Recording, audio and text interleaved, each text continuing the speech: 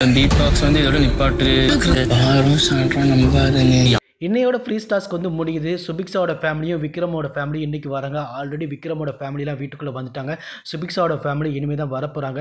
சுபிக்ஸாவோட family இருந்து அவங்களோட அப்பா அம்மா அப்புறம் ஒரு பிரதர் வராங்க. சுபிக்ஸாவோட பிரதர் என்ன சொல்கிறாங்கன்னா, நீ பார்வதி சாண்ட்ராவெலாம் நம்பவே நம்பாது அப்படிங்கிற மாதிரி சொல்லிட்டு இருக்காங்க. ஏன்னா நீ யாரை நம்புறியோ அவங்க தான் உனக்கு பின்னால் ஆப்படிப்பாங்க அப்படிங்கிற மாதிரி அட்வைஸ்லாம் சொல்லி கொடுத்துட்டு இருந்தாரு. அதுக்கப்புறம் சுபிக்ஸா பார்த்தோம்னா இந்த பிக் பாஸ் வீட்டுக்கு வந்ததுக்கப்புறம் ஆரம்பத்தில் வந்து பீட் பாக்ஸ்லாம் பண்ணதே இல்லை. அதுக்கப்புறம் வந்து எஃப்ஜே கிட்ட கற்றுக்கிட்டு பீட் பாக்ஸ்லாம் பண்ணிட்டு இருந்தாங்க. அதையுமே இங்கே வந்து அவரோட பிரதர் வந்து அட்ரஸ் பண்ணிட்டு இருந்தார். அவர் என்ன சொல்லிட்டு இருந்தாருன்னா, இந்த பீட் பாக்ஸ் பண்ணுறதுலாம் நிப்பாட்டிரு, அது நல்லாவே இல்லை அப்படின்னு மாதிரி சொல்லிட்டு இருந்தாங்க. ஏன்னா ஆல்ரெடி பார்த்தோம்னா சுபிக்ஸாவோட பீட் பாக்ஸை பற்றி சோசியல் மீடியாவில் இம்பாக்ட் வந்திருக்கு. அதனால தான் இவங்களும் அதே பற்றி சொல்கிறாங்க. சுபிக்ஸா பார்த்தோம்னா பீட் பாக்ஸ் தான் எப்பொழுதுமே பண்ணிட்டு இருக்காங்களே தவிர மற்ற வேலைகளை கான்சென்ட்ரேட் பண்ணி வேலையும் செய்ய மாட்டேங்காங்க.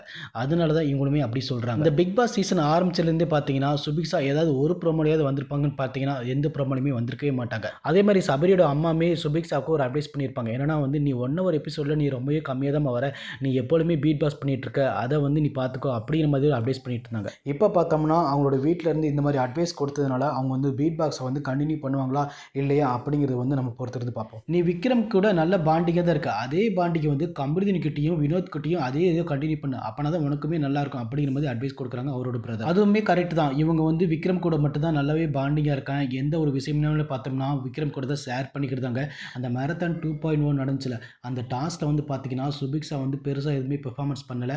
அதனால வந்து விக்ரம் கூட வந்து பாத்ரூம் கிட்ட உட்காந்து அழுதுகிட்டு பேசிகிட்டு இருந்தாங்க. அதுக்கப்புறம் யாராவது பேசினா நீ தைரியமாக பேசி ஏன் பயந்து போகிற மாதிரி போகிற அப்படிங்கிற மாதிரி அட்வைஸ்லாம் வந்து அவங்களோட அப்பா வந்து கொடுத்துட்டு இருந்தாங்க. அதுக்கப்புறம் வந்து பார்வதிலாம் பார்த்தோம்னா நீ வந்து அழுதுகிட்டு இருக்கும்போது அவங்க என்ன நினைப்பாங்க, நீ வந்து பயந்துட்ட அப்படிங்கிற மாதிரி தான் நினைப்பாங்க, நீ அப்படிலாம் இருக்காது அப்படிங்கிற மாதிரி அட்வைஸ் கொடுத்துட்டு இருந்தாங்க. அதுக்கப்புறம் அவரோட அப்பா வந்து நீ ஒரு சிங்கப்பெண் தானே, அந்த சிங்கப்பெண் இந்த பிக் பாஸ் வீட்டுக்குள்ளே இல்லை அப்படிங்கிற மாதிரிலாம் சொல்லிட்டு இருந்தாங்க. சுபிக்ஸாவை பொறுத்தவரை இந்த பிக் பாஸ் வீட்டுக்குள்ளே வந்தப்போ வந்து கடலோடி பெண் அப்படிங்கிற ஒரு அடமொழியோடு தான் இந்த பிக் பாஸ் வீட்டுக்குள்ளே வந்தாங்க. ஆனால் அந்த பிக் பாஸ் வீட்டுக்குள்ளே வந்ததுக்கப்புறம் அவங்களோட இடத்த நிரப்பாமல் விட்டுட்டாங்க அப்படிங்கிற மாதிரி தான் சொல்லலாம். அதுக்கப்புறம் வந்து சுபிக்ஸாவை பொறுத்தவரை ஓட்டிங் லிஸ்ட்டில் கடைசி இடத்துல இருக்கிறாங்க. அதனால் வந்து இந்த பிக் பாஸ் வீட்டில் இருந்து இந்த வாரம் அவங்க எவிக்ட் ஆகிறதுக்கான அதிகமான வாய்ப்பு இருக்கவும் செய்யுது.